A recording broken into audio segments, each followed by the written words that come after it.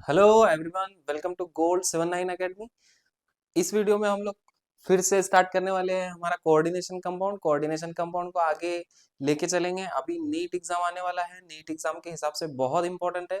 आपका रिवीजन हो जाएगा और आपके कम से कम 15 मार्क्स इस पे से पक्के हो जाएंगे। 15 मार्क्स के लिए आसपास कोऑर्डिनेशन कंपाउंड से पूछा जाता है नीट एग्जामिनेशन में, तो उसके लिए आप तैयारी कीजिए। और इस वीडियो में हम लोग सेकंड पार्ट डिस्कस करने वाले हैं। इससे पहले वाले पार्ट में जो अपलोड हो चुका है यूट्यूब पे अपलोड हो चुका है, उसमें हमने देखा था magnetic movement of coordination compound. इस वीडियो में हम लोग फिर से कोऑर्डिनेशन कंपाउंड को कंटिन्यू करेंगे। Coordination compound coordination compound coordination compound क्या होते हैं?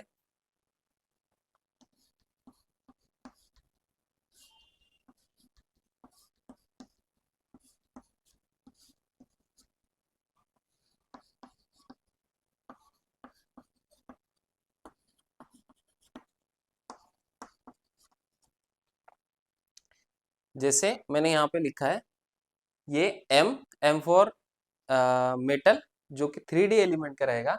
3D एलिमेंट का मेटल रहेगा। और ये लिगेंड लिगेंड सो ये ये जो लिगेंड होता है, लिगेंड के पास में हमको पता है लोन पेयर ऑफ इलेक्ट्रॉन होते हैं। लोन पेयर ऑफ इलेक्ट्रॉन अगर वो इसको देगा, मेटल को देगा, तो यहाँ पे एक बॉन्ड बनेगा जिसको हम बोलते हैं coordinate bond. Coordinate coordinate bond. ये मेटल हो सकता है। मेटल कौन सा हो सकता है? तो 3D सीरीज का हो सकता है, 4D सीरीज का हो सकता है, 4D सीरीज का हो सकता है, और 5D सीरीज का भी हो सकता है। 5D सीरीज का भी हो सकता है।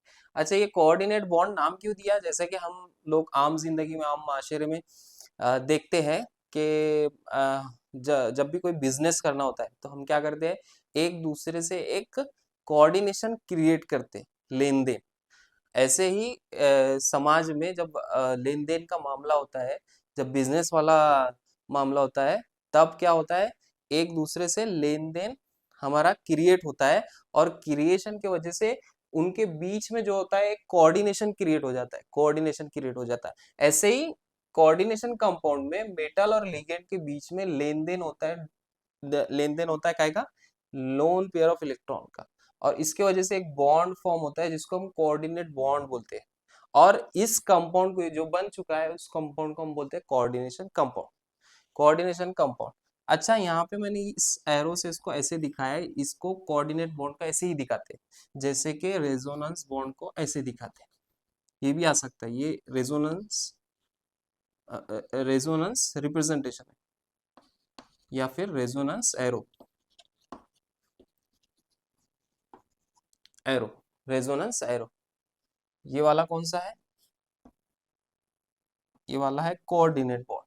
सिंगल बॉन्ड बताएंगे तो कोवैलेंट बॉन्ड, इसका कोई एरो नहीं। डबल बॉन्ड बताएंगे तो पाई बॉन्ड। ये वाला कौन सा बॉन्ड? कोऑर्डिनेट। सिंगल बॉन्ड रहेगा, नो एरो, तो ये कोवैलेंट। और डबल बॉन्ड रहेगा तो पाई बॉन्ड। पाई बॉन्ड इस तरह का रिप्रेजेंटेशन होता है। रिप्रेजेंटेशन डायरेक्ट क्वेश्चन में आ जाता है कभी कभी कि what type of this arrow will represent. So we know that resonance arrow, it is this. Okay. और ये वाला जो कंपाउंड है हमारा, ये हो गया कोऑर्डिनेशन कंपाउंड। इसके अराउंड देखो कैसा है, मेटल है और उसके अराउंड बहुत सारे लिगेंड है। एक कोई व्यक्ति है, बड़ा व्यक्ति, उसके अराउंड सारे लोग उसके साथ बिजनेस कर रहे हैं। लेकिन किस तरह से बिजनेस कर रहे हैं, मतलब यहाँ पे जो मेटल है और ये लिगेंड है, उसके साथ किस तरह बाइंड कर रहे हैं, किस तरह रह रहे हैं आसपास, उसके लिए हमको सबसे पहले वर्नर वर्नर ने बताया। किसने? वर्नर। तो उसके लिए हम लोग क्या करते हैं, फिर उनकी थ्योरी पढ़ते हैं कि उन्होंने क्या दिया था, वर्नर ने अपनी थ्योरी में क्या दिया था करके। तो उसके लिए हम लोग क्या करते हैं, वर्नर की थ्योरी पढ़ते हैं जो होती है Werner theory of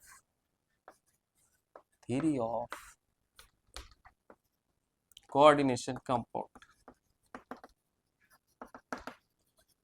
coordination compound, Werner theory of coordination compound. Werner ने क्या बताया, वर्नर ने बताया कि जो लिगेंड का अरेंजमेंट होता है, जो लिगेंड का अरेंजमेंट होता है मेटल के अराउंड, वो किस तरीके का होता है, मेटल के अराउंड जो लिगेंड का अरेंजमेंट होता है वो किस तरीके का होता है। हमने, किसने बताया हमको, वर्नर ने बताया। किसने बताया, वर्नर ने बताया।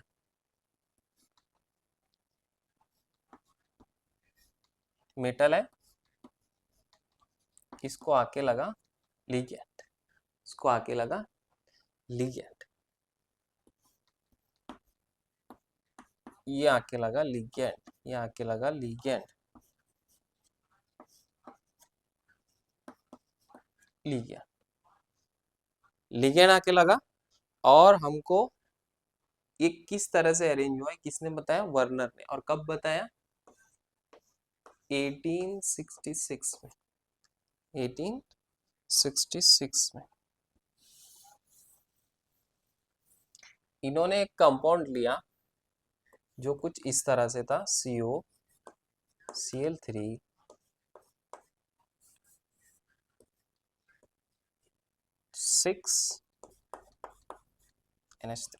6NH3। इसका कलर था येलो, इसका कलर था येलो।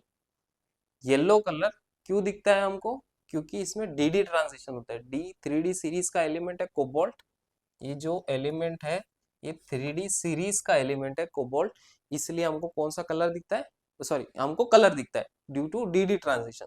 जो इसका 3D ऑर्बिटल है कोबाल्ट का वो कुछ इस तरह से रहता है, T2G और यहाँ पे EG। और हमको पता है कोबाल्ट अगर 3D सीरीज का एलिमेंट है तो टोटल इसके पास 7 इलेक्ट्रॉन रहेंगे, इसके d ऑर्बिटल में 7 इलेक्ट्रॉन रहेंगे, 1 2 3 4 5 6 और ये 7, टोटल d ऑर्बिटल में उसके 7 इलेक्ट्रॉन रहेंगे।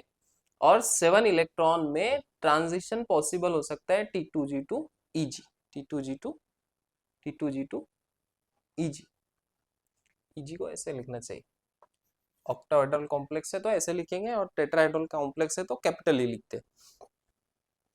यहाँ से यहाँ डी ट्रांजिशन हो सकता है, इसीलिए इसका क्या आता है, कलर आता है। कोई भी 3D सॉरी कोऑर्डिनेशन कंपाउंड का कलर इसीलिए आता है क्योंकि उसमें डी ट्रांजिशन होता है, डी ट्रांजिशन होता है। डी ट्रांजिशन की वजह से ये इलेक्ट्रॉन T2G का EG में जाएगा और जब ये वापस ग्राउंड स्टेट पे आएगा तो एक एनर्जी लॉस होगी, एनर्जी लॉस होगी। इस एनर्जी के फॉर्म में, इस एनर्जी के फॉर्म में हमको एनर्जी इस फॉर्म में दिखती है कि वो हमको विजिबल लाइट दिखती है। और विजिबल लाइट जो कलर की रहेगी वही कलर हमको कंपाउंड का दिखेगा। जैसे यहाँ पे येलो कलर का कंपाउंड है। ये भाई साहब ने क्या किया, हमको बहुत अच्छा एक ये करके दिया, हमको बता के दिया कि भाई कि कितना अरेंजमेंट जो है वो कैसे रहेगा मॉलिक्यूल का। एक ये वाला कंपाउंड लिया उन्होंने, बहुत अच्छे भाई साहब थे। ये वाला कंपाउंड लिया और क्या किया, इसके साथ में इसको पहले सॉल्वेंट में डिसॉल्व किया, सॉल्वेंट में डिसॉल्व किया और सॉल्वेंट में डिसॉल्व करने के बाद में उसको AgNO3 के साथ ट्रीट करवा दिया। पहले डिसॉल्व किया, डिसॉल्व क्यों किया किसी सॉल्वेंट में, क्योंकि इसके अंदर जो अलग अलग कंपोनेंट है वो इसमें डिस्पर्स हो जाएगी। जैसे अगर क्लोराइड अगर अलग होगा इससे हटके तो इसमें डिस्पर्स हो जाएगा और फिर बाद में वो प्रिसिपिटेट हो जाएगा किसके साथ, AgNO3 के साथ। आगे समझेगा आपको।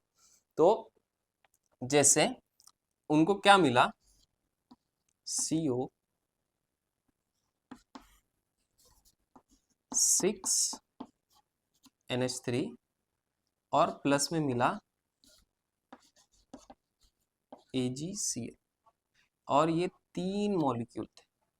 अब इससे पता क्या लगा, इससे पता क्या लगा कि ये जो 3 मॉलिक्यूल है क्लोराइड के, ये प्रिसिपिटेट हो जा रहे हैं AgNO3 के साथ में। प्रिसिपिटेट हो जा रहे हैं किसके साथ में, AgNO3 के साथ में, और बना ले रहे हैं AgCl। इसका पीपीटी दिखता है, व्हाइट पीपीटी, पीपीटी दिखता है। पीपीटी बोले तो आप देख लेना, पीपीटी बोले तो white precipitate, white precipitate, PPT यानी प्रिसिपिटेट, व्हाइट प्रिसिपिटेट दिखता है पीपीटी, और बचा हुआ ये मॉलिक्यूल। अब उन्होंने सोचा कि हर चीज जो है, जो मॉलिक्यूलर फॉर्मूले में दिखती है, वो हमेशा उसकी अपनी नहीं रहेगी, अपनी नहीं रहेगी। वो हो सकता है कि या तो प्राइमरी वैलेंसी रहे या फिर वो सेकेंडरी वैलेंसी रहे। दो तरह का हो सकता है, एक तो ये फ्री रहेगा या तो नॉन फ्री रहेगा, एक तो फ्री रहेगा या तो फिर नॉन फ्री रहेगा। फ्री है तो ये पूरा बाहर चला जाएगा, नहीं फ्री है तो अटैच रहेगा, जैसे यहाँ पे NH3 अटैच। जैसे ही उन्होंने ये देखा कि 3 AgCl चले गए, व्हाइट प्रेसिपिटेट बन गया, और कोबाल्ट 6NH3 यहाँ पे रह गया। तो अब उन्होंने डिसाइड किया कि भैया यहाँ पे ये 3 Cl जो है वो चले गए, इसका मतलब सिर्फ CO6NH3 के साथ रह गया। तो उन्होंने उनको क्या बोला, दो चीजें उन्होंने बताई। एक होता है, इस पे से अज्यूम करके दो चीजें उन्होंने बताई, एक होता है प्राइमरी वैलेंसी और सेकंड होता है सेकेंडरी वैलेंसी।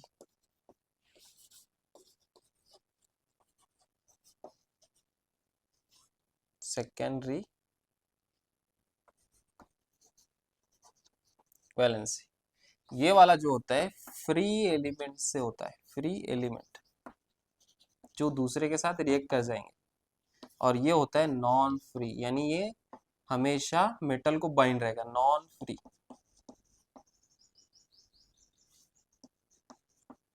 नॉन फ्री, ये फ्री नहीं रहेगा, प्राइमरी वैलेंसी फ्री रहेगा और सेकेंडरी वैलेंसी नहीं रहेगा, नॉन फ्री रहेगा। मतलब यहाँ पे देखो 6NH3 तो जैसा का वैसे है, इसके साथ ट्रीट करने के बाद में भी, लेकिन लेकिन AgCl प्रेसिपिटेट हो गया, मतलब यहाँ पे क्लोरीन जो है वो प्राइमरी वैलेंसी है, उन्होंने डिसाइड किया, और जो NH3 है वो क्या है, सेकेंडरी वैलेंसी।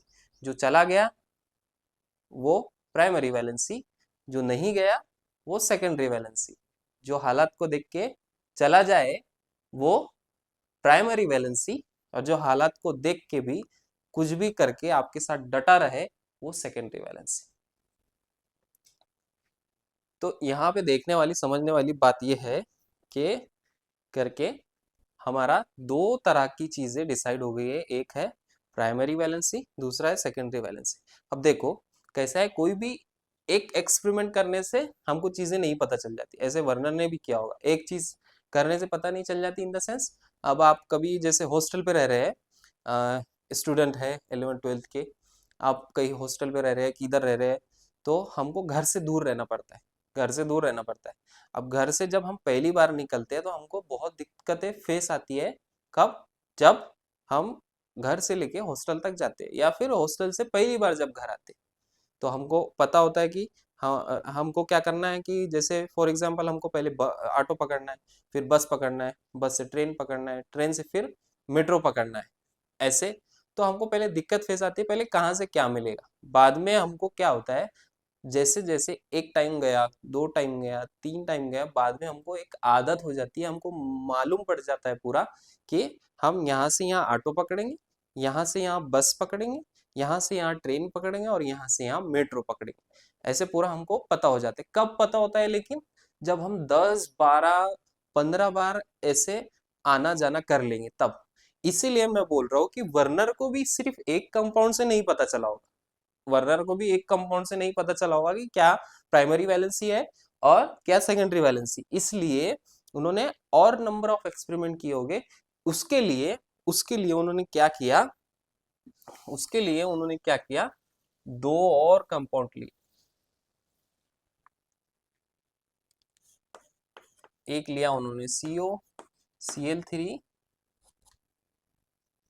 5 NH3।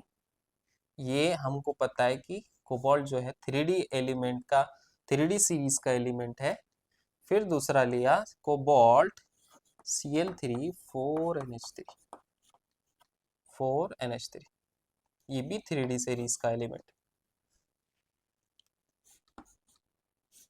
इसका जो कलर था वो था पर्पल, इसका जो कलर था वो था ग्रीन, इसका जो कलर था वो था ग्रीन। अब तो ये तो विजिबल है, उन्होंने मतलब बता ही दिए कि डायरेक्ट ये कलर। लेकिन इसको हम प्रिडिक्ट भी कर सकते हैं कि अगर हमको कंपाउंड दे दे, एग्जामिनर कंपाउंड दे दे और डायरेक्टली पूछ ले what is the colour of this compound, तो हमको एक ट्रिक होती है जो व्हील चक्र होता है हमारा, व्हील चक्र मतलब वेब गोर वाला, उससे हम लोग निकाल सकते हैं। वो मैं सिखाऊंगा किसी लेक्चर में।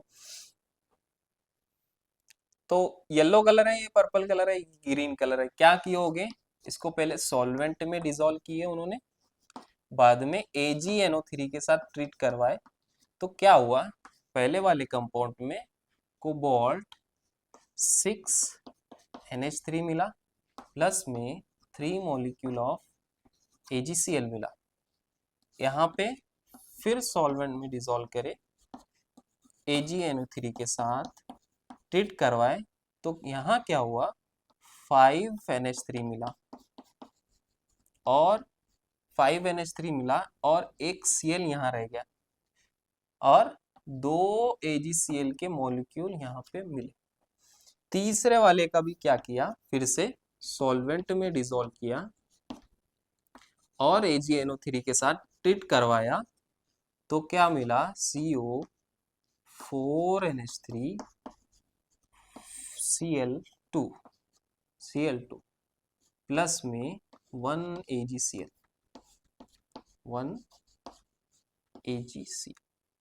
ये व्हाइट प्रेसिपिटेट दिखता है। अब ये पता कैसे चला होगा, तो ये पता चलता है, ये जो 3 मॉलिक्यूल बने, यहाँ पे एक मॉलिक्यूल बन गया, यहाँ पे 2 मॉलिक्यूल बने, यहाँ पे एक मॉलिक्यूल बन गया। ये पता कैसे लगता है, तो ये लगता है कॉलिगेटिव प्रॉपर्टी से पता। कॉलिगेटिव प्रॉपर्टी होती है, कॉलिगेटिव चैप्टर में हम लोग उसको पढ़ेंगे बहुत डिटेल में। तो अब यहाँ पे 6NH3 रह गए, यहाँ पे 5NH3 रह गए, यहाँ पे 4NH3 रह गए। तो क्या हुआ, उन्होंने क्या बोला कि भैया जो जाने वाला है वो आस्तीन का सांप है, जो रह जाने वाला है वो घर का आदमी है। तो जो चला गया वो प्राइमरी वैलेंसी, यानी क्लोरीन चला गया, तो क्लोरीन क्या हो गया, प्राइमरी वैलेंसी। और जो अंदर रह गया मेटल के साथ, वो हो गया secondary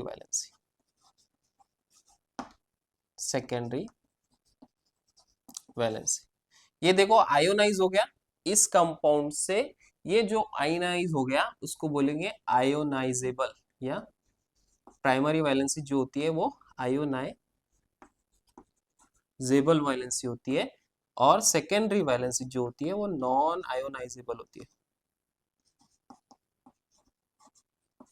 non ionisable valency is the primary valency, non ionisable valency is the secondary valency. और हमको फिर उन्होंने एक रिप्रेजेंटेशन दिया कि अगर कोबाल्ट है, ये वाला मैं पहला वाला का रिप्रेजेंटेशन लिख रहा हूँ, ये जो फर्स्ट है, ये सेकंड और ये थर्ड। तो ये पहले वाले का जो रिप्रेजेंटेशन है कोबाल्ट, उसके साथ में ट्रीट करने के बाद में जो 6NH3 बचे,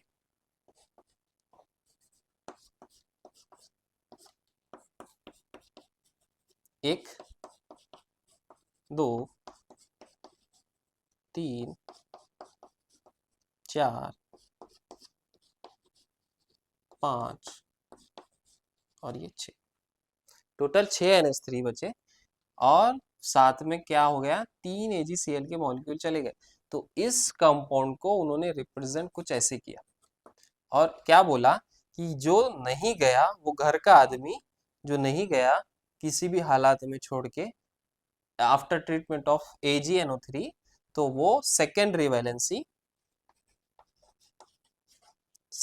वैलेंसी जो कि नॉन आयोनाइजेबल है, और जो छोड़ के चला जाए हालात को देख के, आस्तीन का सांप, वो प्राइमरी वैलेंसी।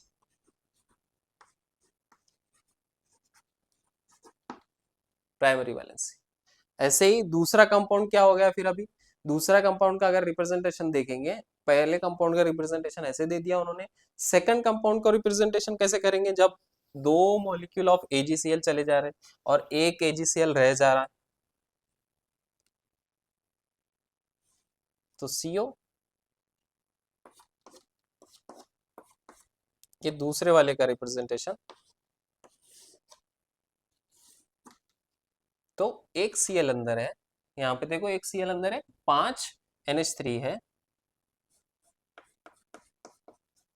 1 2 3 4 और ये 5, और दो Cl के मॉलिक्यूल बाहर है। तो ये जो अभी 5 NH3 प्लस 1 Cl, ये क्या हो गया अभी, सेकेंडरी वैलेंसी, और ये वाला जो हो गया वो प्राइमरी वैलेंसी। अच्छा, इसमें कुछ उल्टा होता है, जैसे उल्टा मतलब, जैसे कोई भी प्रिफरेबल काम है, जैसे हमारे लिए खाना खाना, खाना खाना प्रिफरेबल काम है कंपेयर टू पढ़ाई करने की आम जिंदगी में। तो खाना खाने के लिए पहले जल्दी से चले जाते हैं, और पढ़ाई करने के लिए देर से बैठते हैं, कल करूँगा, सुबह करूँगा, परसों करूँगा करके टाइम टलता जाता है, और पढ़ाई कर नहीं पाते। तो हम क्या कर रहे हैं, इसका मतलब हम खाने को प्रेफरेंस मान के उसको बोल रहे हैं ये प्राइमरी वैलेंसी है, और आम जिंदगी में हम ऐसे ही बोलते हैं प्राइमरी हमारा ये काम है करके, खाना खाना। सेकेंडरी काम हम कर देते हैं, काय को हम कर देते हैं, पढ़ाई करने को। लेकिन ये भाई साहब ने, वर्नर भाई साहब ने उसका उल्टा ही बोल दिया, बोला जो साथ ना रहे, जो प्रीफरेबल काम ना रहे, जो प्रीफरेबल काम ना रहे वो प्राइमरी वैलेंसी, और जो प्रीफरेबल रहे, जो हमारे साथ रहे, जो हमारा प्रिफरेंस रहे, वो क्या हो गया, सेकेंडरी वैलेंसी। तो इन्होंने थोड़ा सा हमारा way of thinking he change कर दिया, प्राइमरी काम बोल दिया जो नॉन प्रीफरेबल है, और जो प्रीफरेबल है उसको बोल दिया सेकेंडरी वैलेंसी, उल्टा बोल दिया। जबकि हम आम जिंदगी में प्राइमरी काम उसको देते हैं जो प्रीफरेबल होता है, ये उल्टा है, प्राइमरी इज नॉन प्रीफरेबल और सेकेंडरी इज प्रीफरेबल। तो primary valency always ionisable valency जो चला जाएगा, और secondary valency is the non ionisable valency, और वो हमारे साथ बना रहेगा। ठीक है, और ये हो गया दूसरे कंपाउंड का रिप्रेजेंटेशन। अब तीसरे कंपाउंड का रिप्रेजेंटेशन कैसे करेंगे, तो हमको पता है कि यहाँ पे एक AgCl प्रिसिपिटेट हुआ, मतलब यहाँ से एक AgCl बाहर गया, यहाँ से Cl जो है वो एक ही बार रहेगा, यानी प्राइमरी वैलेंसी सिर्फ एक Cl की होगी, और 4NH3 सेकेंडरी वैलेंसी रहेंगे, और 2 Cl और भी सेकेंडरी वैलेंसी में इंक्लूड हो जाएंगे। मतलब अभी ये सेकेंडरी वैलेंसी है कंपेयर टू इसके, ये वाला क्या है, प्राइमरी वैलेंसी, और यहाँ पे एक ही प्राइमरी वैलेंसी। इसलिए डिसाइड ऐसे हुआ कि हर मॉलिक्यूल जो फॉर्मूला सेम सेम सा दिखता है, जैसे यहाँ पे COCl3 है, यहाँ पे COCl3 है, यहाँ पे भी COCl3 है, ऐसे जरूरी नहीं है कि वो ऑलवेज उसके साथ इंटरेक्ट करके रहेगा। हो सकता है कि वो प्राइमरी वैलेंसी हो सकता है कि वो सेकेंडरी वैलेंसी हो, और दोनों भी अलग अलग वैलेंसी होती है। एक छोड़ के जाने वाला होता है हालात को देख के, और एक हालात को देख के नहीं छोड़ के जाता है। मतलब ये कि प्राइमरी वैलेंसी और सेकेंडरी वैलेंसी, प्राइमरी वैलेंसी छोड़ के चला जाएगा और सेकेंडरी वैलेंसी आपके साथ बना रहेगा। अब इससे पता ये लगा हमको, what will we find the arrangement of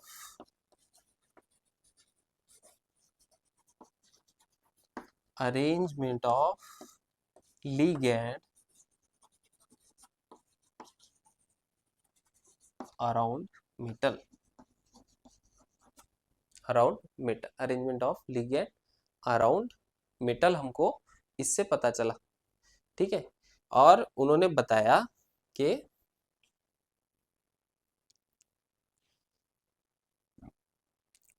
उन्होंने बताया कि ये जो मॉलिक्यूल है CO Cl3 6NH3, इसका जो शेप या इसका जो अरेंजमेंट है वो कैसे है? CO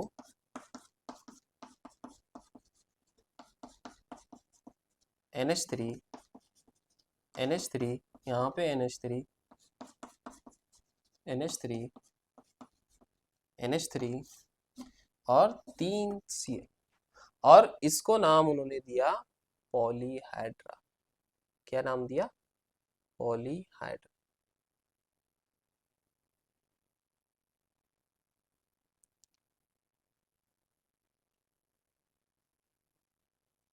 ये जो अरेंजमेंट है मेटल के अराउंड लिगेंड की, इसको उन्होंने क्या बोला? पॉलीहाइड्रा। पॉलीहाइड्रा। और ये 6 लिगेंड है तो इसके 8 फेसेस बनते हैं, तो इसको उन्होंने रख दिया ऑक्टाहेड्रल में। ये जो कंपाउंड है उसको काय में रख दिया? ऑक्टाहेड्रल। यानी ये देखो हाइड्रल लिखा है, पॉलीहाइड्रा से हाइड्रल लिया, और ऑक्टा मतलब 8 फेसेस उसके बनते हैं। 8 फेसेस उसके बनते हैं।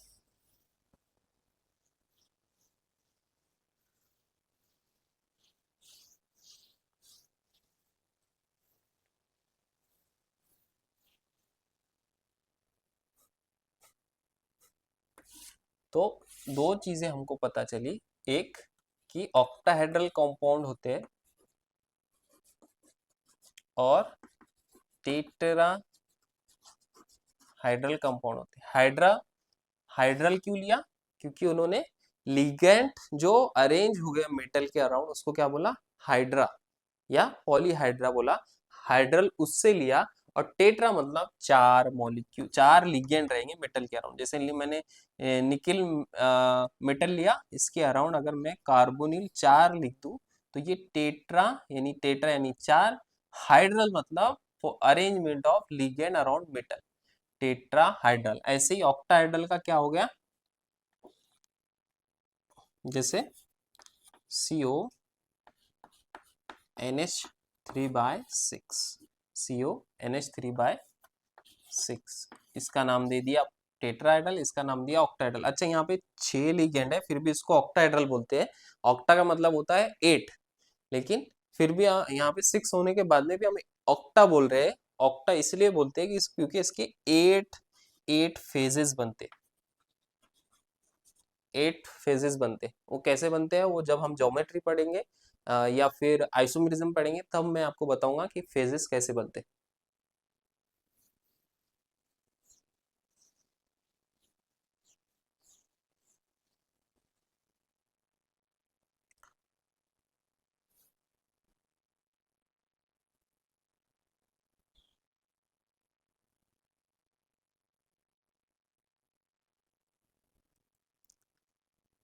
इस पे से फिर हम पता क्या कर सकते हैं? इस पे से हम लोग जो प्राइमरी वैलेंसी है और जो सेकेंडरी वैलेंसी है, दो चीजें इन्होंने बताई। एक है primary valency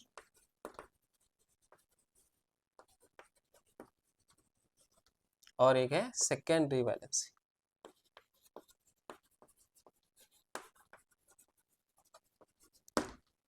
primary valency, secondary valency. अच्छा, नीट में क्वेश्चन आता है, कुछ भी ऐसे फॉर्मूला दे देगा बड़ा सा और बोलेगा how much the coordination number of this metal. जैसे अगर ये वाला अगर हमने ले लिए कोबाल्ट Cl3 6NH3, इसमें कोऑर्डिनेशन नंबर आप बताओ, कोऑर्डिनेशन नंबर कितना है? तो हमको पता है कि सेकेंडरी वैलेंसी जो होती है वो कोऑर्डिनेशन नंबर होता है। Secondary valency, all secondary valency क्या होता है? कोऑर्डिनेशन नंबर के इक्वल होता है। Coordination number equal to secondary valency. हमको पता है इसमें सेकेंडरी वैलेंसी क्या होता है? 6 NH3 के मॉलिक्यूल होते हैं, इसलिए कोऑर्डिनेशन नंबर इस कंपाउंड में कितना हो जाएगा? 6। सेकेंडरी वैलेंसी भी 6 होगी, और कोऑर्डिनेशन नंबर भी क्या होगा 6 होगा। ऐसे ही हमको क्या करना है, प्राइमरी वैलेंसी और सेकेंडरी वैलेंसी की बेस पे बताना है कि कोऑर्डिनेशन नंबर कितना रहेगा। Secondary valency is equal to coordination number. तो देखते हैं, पहला मॉलिक्यूल है, मॉलिक्यूल का फॉर्मूला AgCl प्रिसिपिटेट, ठीक है। और उसका हमको क्या बताना है, या तो सेकेंडरी वैलेंसी बताना है और जो इक्वल टू होता है कोऑर्डिनेशन नंबर के। फॉर्मूला क्या है, एक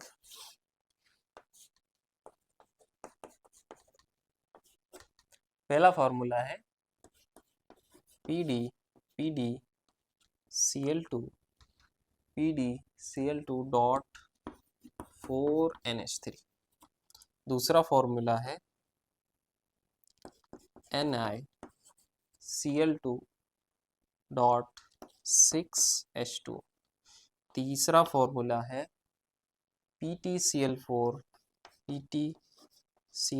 डॉट 2HCl। चौथा फॉर्मूला है COCl2 4NH3 PtCl2 2NH3। पांचवा फॉर्मूला है PtCl2 2NH3।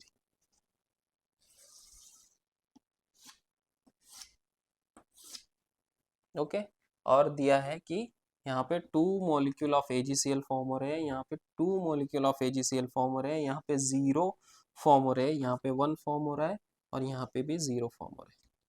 इसका मतलब ये, यहाँ पे अगर 2 Cl चले जा रहे हैं तो ये 2 Cl प्राइमरी वैलेंसी हो गया, तो सेकेंडरी वैलेंसी कितना बचा, 4। तो सेकेंडरी वैलेंसी कितना हो गया, यहाँ पे क्या लिखेंगे, 4 सेकेंडरी वैलेंसी है। इसका मतलब ये इस मॉलिक्यूलर फॉर्मूले में 4 क्या है, कोऑर्डिनेशन नंबर। कोऑर्डिनेशन नंबर कैसे आ जाएगा फिर उसका, पी डी दिया है और 2 Cl तो चले गए, चारों के चारों क्या रहेंगे, NH3 NH3 NH3। ये नहीं गए बेचारे, घर के लोग हैं, आपको किसी भी हालात में छोड़ के नहीं जाएंगे। और जो चले गए बेचारे वो क्या है, Cl2, 2 मॉलिक्यूल चले गए, Cl के 2 मॉलिक्यूल यहाँ पे चले गए जो प्राइमरी वैलेंसी है। यानी सेकेंडरी वैलेंसी क्या होता है, कोऑर्डिनेशन नंबर के इक्वल होता है। यहाँ पे भी 2 Cl चले गए, इसका मतलब 6H2 जो है सेकेंडरी वैलेंसी है। 6H2 क्या है, सेकेंडरी वैलेंसी है, और वो क्या है, कोऑर्डिनेशन नंबर। यहाँ पे देखो, यहाँ पे एक भी प्रिसिपिटेट नहीं हुआ, तो 2 HCl और 4 Cl, टोटल 6 सेकेंडरी वैलेंसी है, मतलब 6 क्या है, कोऑर्डिनेशन नंबर। यहाँ पे अगर हम देखेंगे COCl2 4NH3, तो यहाँ से एक प्रिसिपिटेट हुआ, मतलब 4 ये और एक ये, तो टोटल 5 सेकेंडरी वैलेंसी रहेगा, यानी 5 कोऑर्डिनेशन नंबर। और यहाँ पे 0 Cl AgCl प्रिसिपिटेट हुआ है, तो यहाँ पे 2 ये वाले Cl और 2 ये NH3, टोटल सेकेंडरी वैलेंसी 4 रहेगी, यानी कोऑर्डिनेशन नंबर भी क्या रहेगा, 4 रहेगा। कुछ इस तरह से ये वर्नर थ्योरी है, जिससे हम सेकेंडरी वैलेंसी डिसाइड कर सकते हैं, और सेकेंडरी वैलेंसी से हम डिसाइड कर